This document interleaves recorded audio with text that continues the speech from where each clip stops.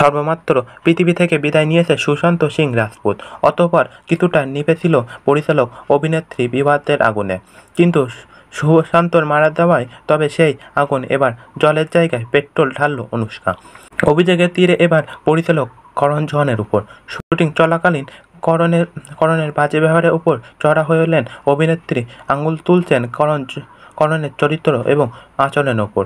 তার অভিযোগ, ইহা দিল হাই মুশকিল সিনেমার শুটিং চলাকালীন বেশ কয়েকবার বাজেভাবে ছোঁয়ার চেষ্টা করছেন তাকে পরিচালক করণ জোহর। করণের আচরণ নিয়ে প্রশ্ন এই প্রথমবার নয়, এর আগেও অবশ্যই এহেন করণের জন্যই অভিনেত্রী কঙ্গনা রানাওয়াতের সঙ্গেও বিবাদে ফেঁসেছেন অনুষ্কার। এই অভিযোগ আরেক বাড়তি ঝামেলা এসে জুটল পরিচালকের কপালে।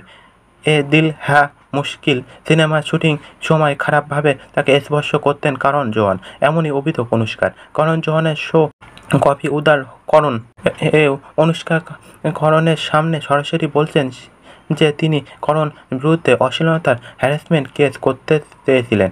কফি উডি করণ অনুষ্কাকে বলছেন যে এ দিল হ্যাঁ মুশকিল সিনেমার শুটিংটি চলাকালীন অনুষ্কাকে খুব সুন্দর দেখাচ্ছিল।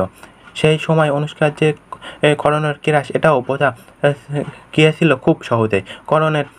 করণের এই কথার উত্তর দিতে অনুষ্কা শুটিং চলাকালীন করণের ব্যবহারের কথা বলতে গিয়ে তার বিরুদ্ধে কেস করার কথা টেনে আনেন।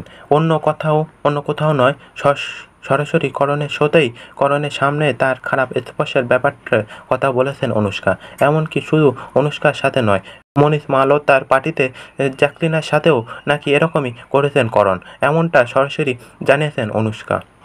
করণ অনুষ্কার মধ্যে বিবাদ দূরত্ব বাড়তে থাকায় অনুষ্কার সঙ্গে আসা ক্যাটরিনা সেই মুহূর্তে অন্যান্য কথার মাধ্যমে মামলাটিকে শান্ত করার চেষ্টা করছেন।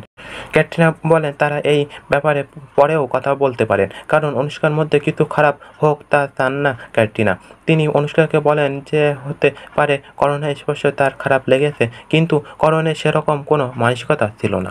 কিন্তু এই ঝামেলা নিয়ে এখনও মুখ খুলতে শোনা যায়নি করণকে। সত্যি ফাঁস হয়ে যাওয়ার ভয়ে মুখ খুলছেন না নাকি এরকম অভিযোগ নিয়ে মাথা ঘামাতে রাজি নন তিনি, প্রশ্ন উঠছে এই নিয়ে।